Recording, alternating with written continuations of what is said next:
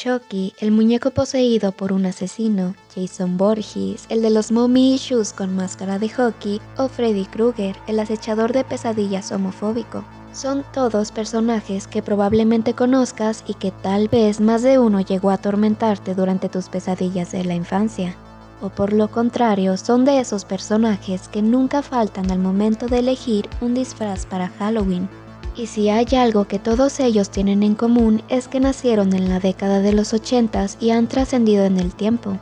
Entonces, ¿qué es lo que los hace tan memorables?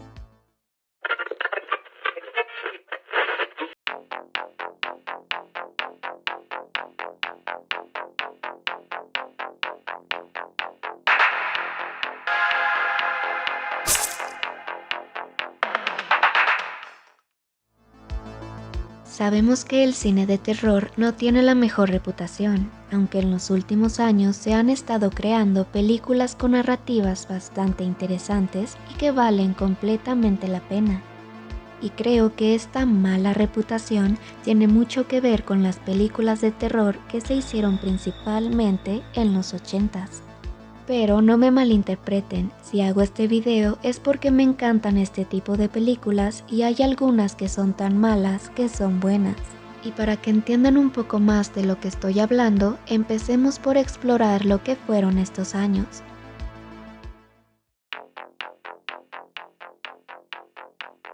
Cuando hablamos de los 80s pensamos sobre todo en la forma de vida estadounidense, pues fue en este tiempo cuando se consolidó la franquicia de videoclubs Blockbuster, así como el cine de Hollywood, dirigido principalmente a los adolescentes, acaparó el mercado y se exportó con éxito. Por lo tanto, esta década llega a ser recordada por su estilo, materialismo, consumismo y exceso, caracterizada también por términos como el yuppie, una manera despectiva para llamar a aquellos jóvenes exitosos, urbanos y de clase media alta que solían ser arrogantes. Asimismo, se dio un boom de películas taquilleras y surgieron las cadenas de cable como MTV, introduciendo el video musical y disparando las carreras de muchos artistas emblemáticos.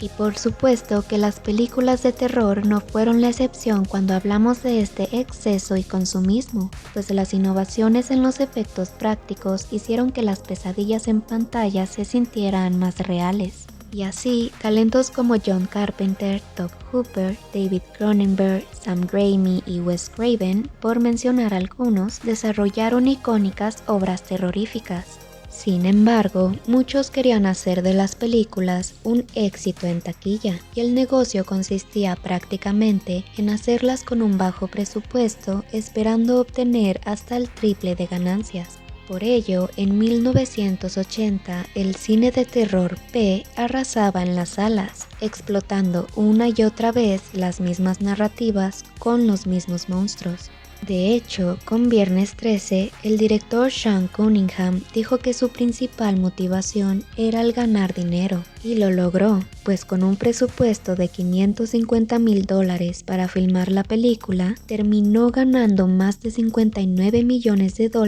al momento de su estreno, siendo entonces este cine comercial de bajo presupuesto la principal razón por la que la mayoría de películas de terror de los 80s no tenían un recibimiento positivo por parte de los críticos. TV commercials like that one exploiting the plight of women in danger, they signify a disturbing new trend at the movie box office, one we'll be discussing on this special edition of Sneak Previews. This week, however, we're going to be looking at a group of recent films that have some very ugly things in common. All of these films are thrillers. To put it bluntly, what you see in most of these films is a lot of teenage girls being raped or stabbed to death, usually both. But oftentimes, they're really shocked how awful these films are. Como en el cine de terror de los 80s, el objetivo era la audiencia joven, uno de los tantos fenómenos que le dio la popularidad a las películas fue el hacer uso de la clasificación R para todo. Sí, este moderno sistema de clasificación que había nacido en 1968 gracias a la Motion Picture Association, ahora era utilizado como un elemento para despertar el morbo y lucrar con las tendencias orientadas hacia la juventud, pues si en la pantalla saltaba la gran advertencia con la letra R o incluso la letra X, significaba que en la película aparecerían escenas sexuales y violentas bastante explícitas, aunque no siempre era del todo cierto. De hecho, creo que esto último va de la mano con un evento significativo y conspiranoico, ya que en los 80s comenzó a darse un pánico moral entre los padres que se preocupaban por la cultura popular juvenil debido a que las películas slasher, junto con la música de heavy metal, algunos juguetes y juegos, tenían una supuesta influencia demoníaca, y este fenómeno tiene un nombre: Satanic Panic. Un caso que inspiró la 4ª temporada de Stranger Things, pues tal y como vemos en la serie, se creía que una red de sectas satánicas cometían actos criminales, además de que se dieron otros acontecimientos que llevaron a algunos a creer que tenían que proteger a sus hijos de los demonios que se encontraban dentro de los VHS. Así que imagina a la tía religiosa de los 80s entrando a Blockbuster a rentar una película y que en uno de los pasillos se encontrara con portadas así. Y ya que estábamos hablando de cosas satánicas, precisamente son las películas slasher lo que más destaca del cine de terror de los 80s.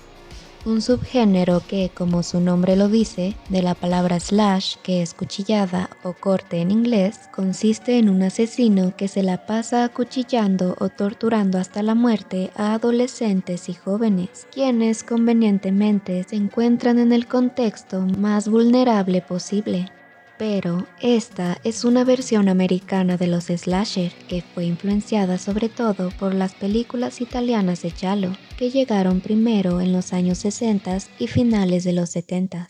El término giallo del italiano significa amarillo y viene de la literatura, específicamente por el color de las portadas de las novelas italianas de crimen y misterio de principios del siglo XX.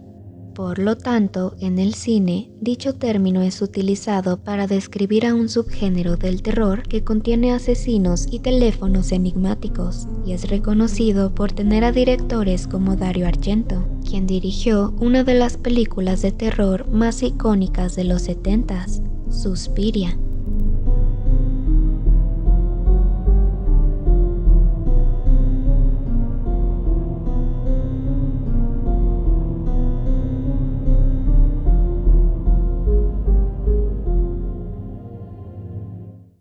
Cabe mencionar que los orígenes del subgénero slasher no están del todo claros, pues si bien el cine giallo fue un punto de partida para que se crearan películas estadounidenses enfocadas en los asesinos, también está la influencia del director británico Alfred Hitchcock, quien es considerado el principal antecesor del slasher, con películas como Psicosis de 1960.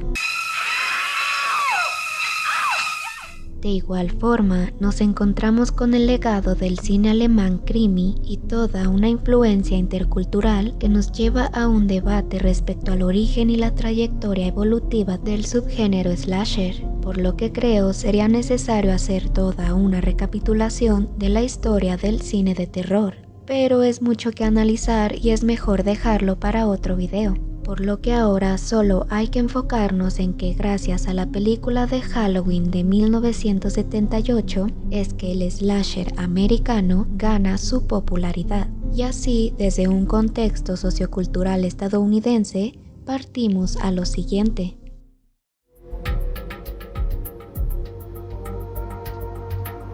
Desde la década de los 70s hasta los 80s podemos ver un incremento en los casos de crímenes violentos en Estados Unidos, ya que se daba este ambiente ideal para que los asesinos en serie cobraran la vida de cientos de personas sin que las autoridades pudieran hacer gran cosa, y un ejemplo de esto es el tan ya conocido caso de Jeffrey Dahmer. Entonces, el clima cultural de la época proporcionó material potencial para dramatizar el horror dirigido hacia los adolescentes y llevó a la creación de películas slasher que ahora podemos dividir en dos ciclos.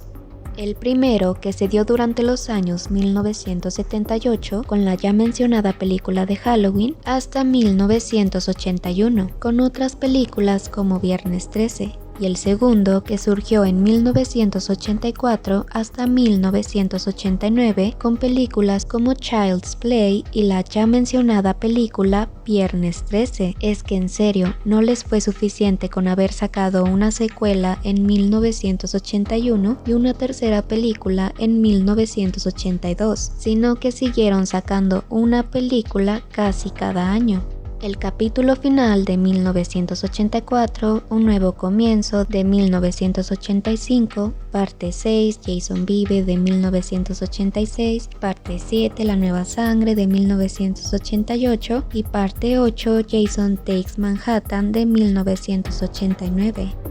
Creo que también por toda esta franquicia es que el terror de los 80s es bien recordado por desarrollarse en campamentos de verano.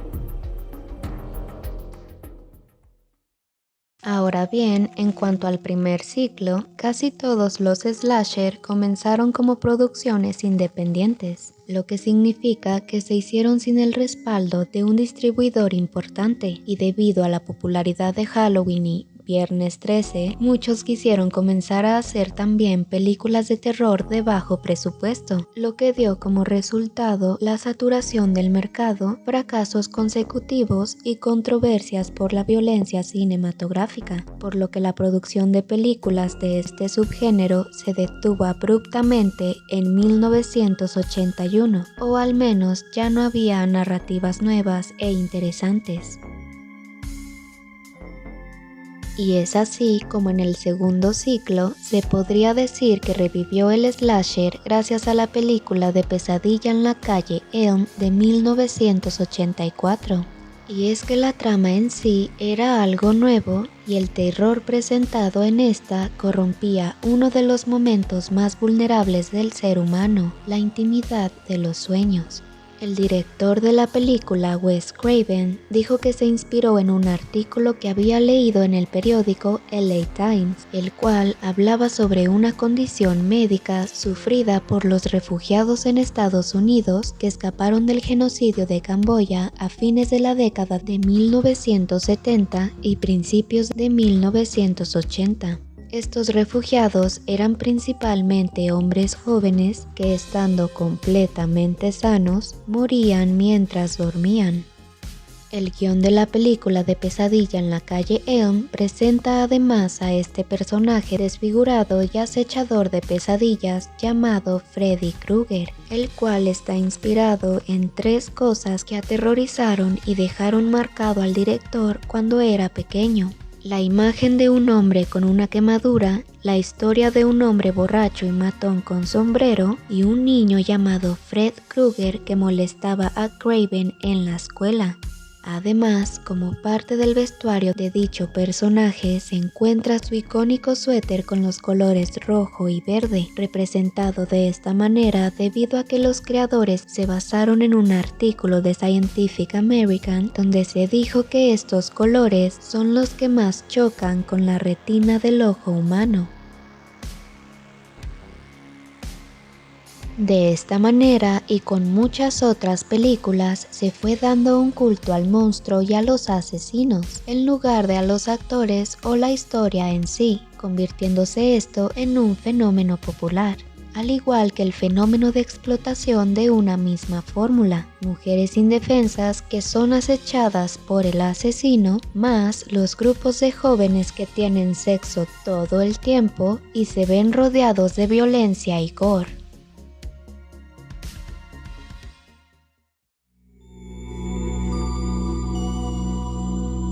Ya hablamos un poco del contexto sociocultural de la época, pero más allá de los asesinos en serie se encontraba también un asesino silencioso, el SIDA, una enfermedad rodeada de estigmas que se basan principalmente en el hecho de que era una enfermedad de hombres gay y es que al principio esta enfermedad no era conocida, por lo que el misterio y la necesidad de encontrar respuestas recayó en culpabilizar a la comunidad LGBT. De hecho, la enfermedad llegó a ser nombrada como gay cáncer debido a un artículo del New York Times llamado Cáncer raro visto en 41 homosexuales. Entonces, este sinfín de artículos relacionados con el tema llevó a crear ideas erróneas, normalizando así la homofobia y segregando a aquellas personas de la comunidad LGBT. Y es que incluso podemos ver reflejada esta cultura homofóbica en la película de Pesadilla en la calle Elm 2.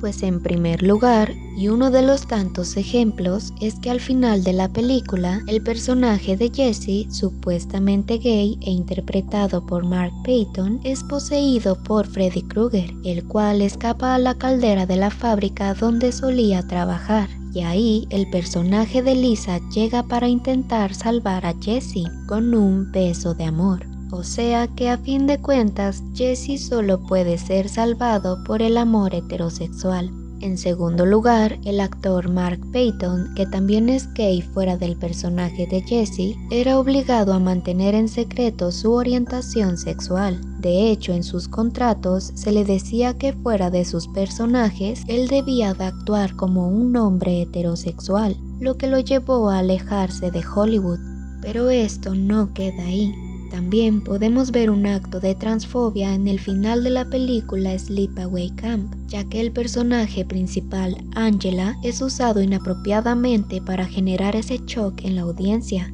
pues Angela supone ser una niña trans debido a traumas que tuvo durante la infancia, y que no solo la obligaron a ser niña, sino a convertirse en asesina, alimentando también al estereotipo de que las personas trans son psicóticas. Si bien el personaje de Angela llega a ser problemático, en la actualidad las cosas han cambiado un poco, llevando así a Sleepaway Camp a ser considerada una película de culto. Y de hecho, leyendo varios artículos actuales sobre este tema, me encontré con un blog de una escritora que menciona lo siguiente.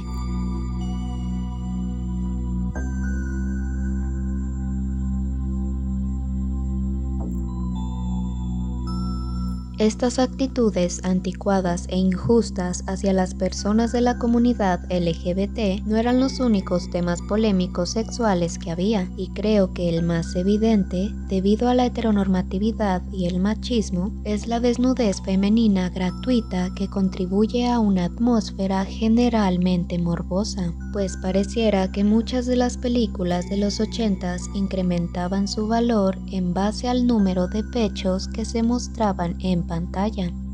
Y creo que aquí es un buen momento para hablar de las Final Girls de los 80s, estas figuras de mujeres heroínas en las historias de terror, a quienes precisamente se les llama Final Girls o la chica final en español porque eran las sobrevivientes en las películas slasher. De hecho, en 1992, la profesora Carol Clover acuña este término y menciona que las Final Girls se presentan por primera vez a través de la mirada masculina, o sea, personajes de mujeres escritos por hombres, por lo que es común encontrarnos con estas mujeres vírgenes y puras que deben de vencer al mal.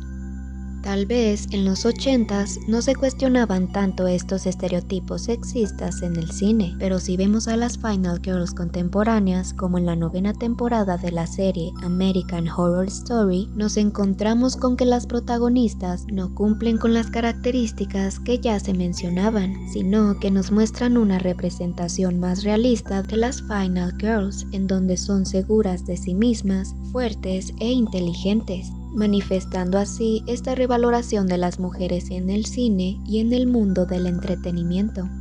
Y he aquí ejemplos de cómo en muchas de las películas de terror de los 80s se llegaban a reflejar preocupaciones y problemáticas de la sociedad en ese entonces. pues entre otras cosas nos encontramos con los momentos más tensos de la Guerra Fría entre Estados Unidos y la Unión Soviética, al igual que con la catástrofe nuclear de Chernobyl, con tragedias relacionadas al terrorismo, el racismo y sí, creo que podemos coincidir en que fue una época oscura, por lo que no dudo que las mentes de los cineastas se vieran afectadas por ello.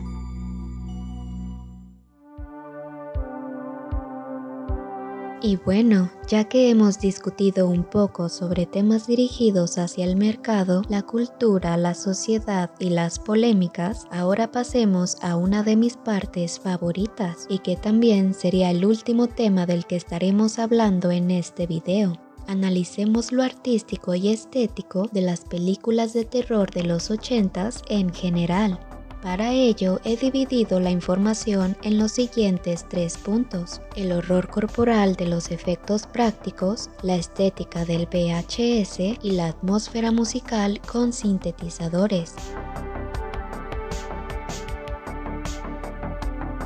Si bien el subgénero slasher fue algo muy popular durante esta década, lo que podemos rescatar es que más allá de asesinos con máscaras, el terror corporal fue uno de los elementos más usados gracias a la mejora de los efectos especiales de prótesis o efectos prácticos. Sí, tal vez no eran los efectos más realistas del mundo, pero lograban su cometido y a veces sí que llegaban a ser bastante buenos, y lo podemos ver con el maquillaje y las prótesis que aparecen en la película de un hombre lobo americano en Londres. ¿Y qué es el terror corporal? Este puede llegar a ser considerado un subgénero, y su propósito consiste precisamente en generar imágenes del cuerpo humano que son grotescas. Y siguiendo con el ejemplo de la película Un hombre lobo americano en Londres, hay una escena en específico que muestra al protagonista David, quien después de haber sido atacado por un hombre lobo, comienza a sufrir una transformación en donde podemos ver con lujo de detalle cómo va tomando este aspecto monstruoso. Y es que literalmente los creadores incorporaron una serie de planos detalle del crecimiento del vello corporal y de todas esas mutaciones que implican la deformación de huesos y extremidades. Así que definitivamente considero a esta escena como una representación perfecta de dicho subgénero, ya que a diferencia del cine gore, donde el cuerpo humano es mutilado y vemos jarabe de maíz con colorante por todas partes, en el terror corporal el cuerpo humano es transformado en algo grotesco, ya sea por mutaciones, virus, parásitos y hasta posesiones. O sea que lo sobrenatural, surrealista y lo relacionado con la ciencia ficción es algo que vemos continuamente en estas películas. Y otros ejemplos serían Altered States y Puerta al Infierno, películas que de hecho hicieron que el terror corporal ganara popularidad en los 80s. Asimismo, estuve leyendo un blog respecto al tema y el escritor Sam Kench menciona lo siguiente.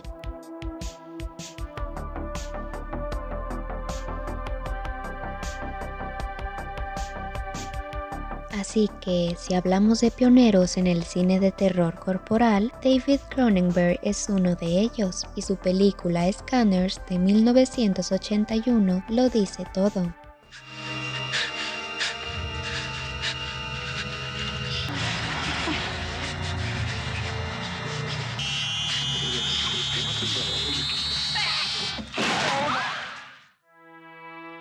Hasta el momento hemos visto muchos ejemplos de películas y escenas, y si hay algo que todas tienen en común es ese aspecto granulado o textura de ruido y un color natural de la imagen. Así que veamos por qué pasa esto. En primer lugar, hay que entender un poco sobre los formatos de video que había en aquel entonces, los cuales consistían en sistemas analógicos. ¿Y esto qué quiere decir? Pues que básicamente dichos formatos funcionaban con un mecanismo de carretes comprendidos por cintas magnéticas.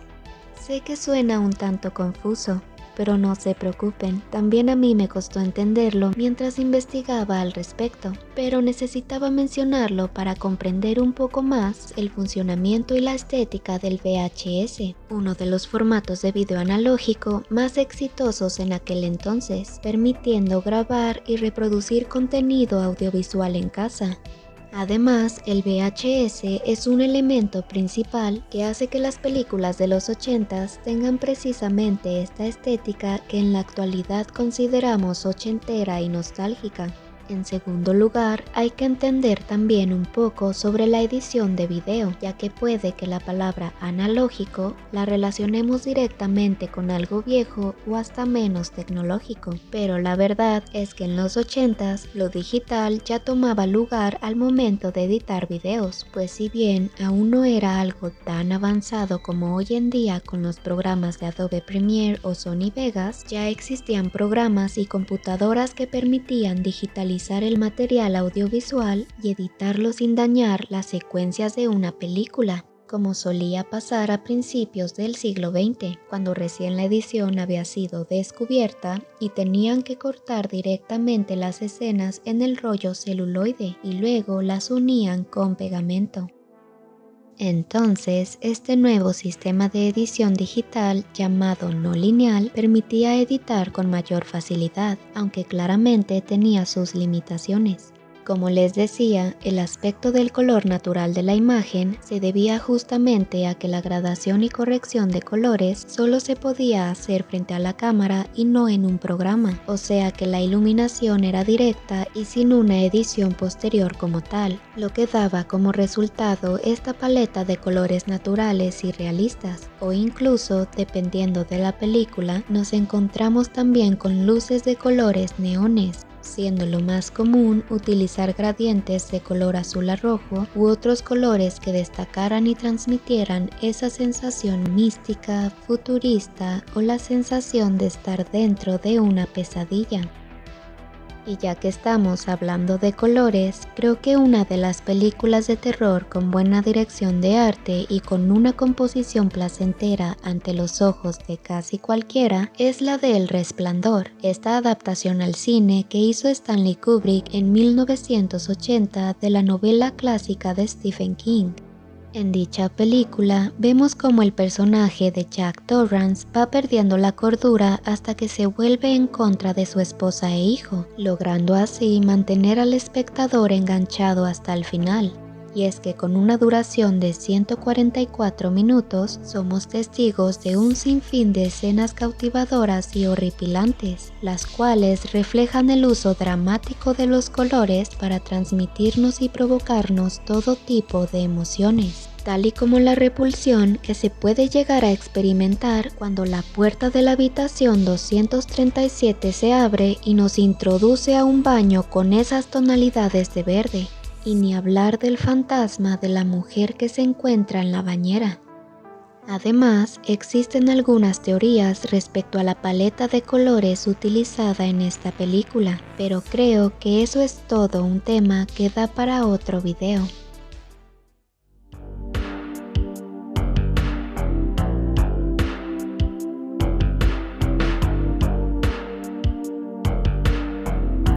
Y por supuesto que toda película terrorífica debe de venir acompañada de una banda sonora que ponga tensión en el ambiente. Así que, ¿cómo no hablar del sonido tan particular de los 80s? El del sintetizador.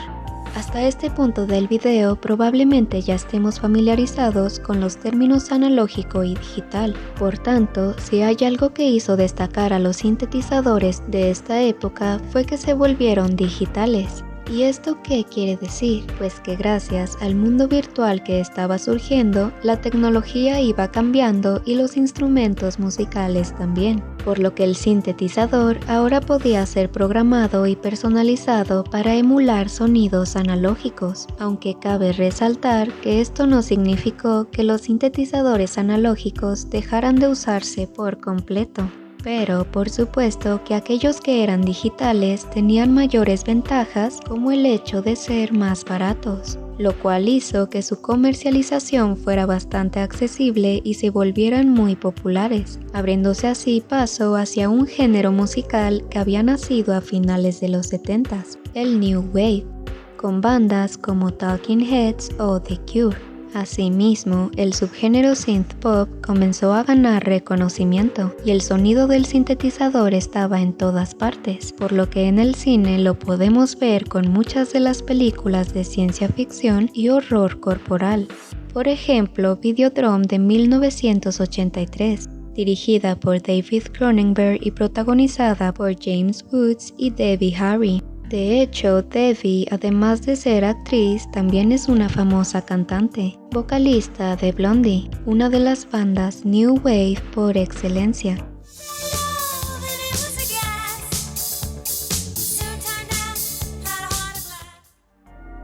Entonces, esta forma sintética de hacer música, junto con los efectos prácticos y la calidad de imagen del VHS, fueron componentes importantes para la creación de clásicos que surgían en una década de modernización absoluta. El futuro es hoy, ¿oíste, viejo?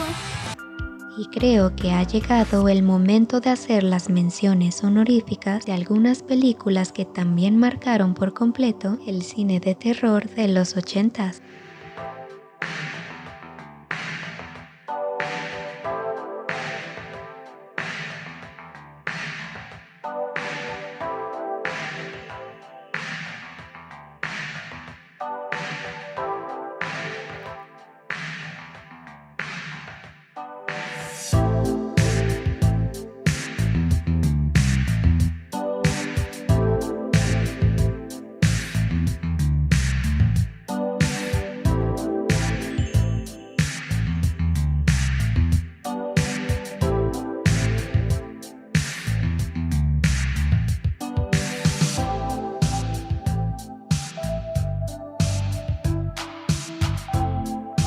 Podemos concluir que si bien los 80s estuvieron rodeados de controversia y problemáticas que iban más allá de la ficción del cine, son precisamente estas historias grabadas en las cintas de VHS lo que nos permite hoy en día transportarnos y explorar el terror que marcó toda una década. Una que de hecho deja un gran legado de monstruos y asesinos que inspiran a nuevos artistas para crear series como Stranger Things o películas como The Boy. Y antes de que te vayas, solo quería agradecer si llegaste hasta esta parte del video. La verdad es que realizar este tipo de videoensayos me toma un buen tiempo y es una de las cosas que más me gusta hacer. Así que no olvides darle like si te ha gustado, suscribirte y compartir con aquellos que les pueda interesar. Me ayudarías mucho y sería una motivación para seguir haciendo este tipo de contenido. Espero que Freddy Krueger no se aparezca en tus sueños y nos vemos en un próximo video.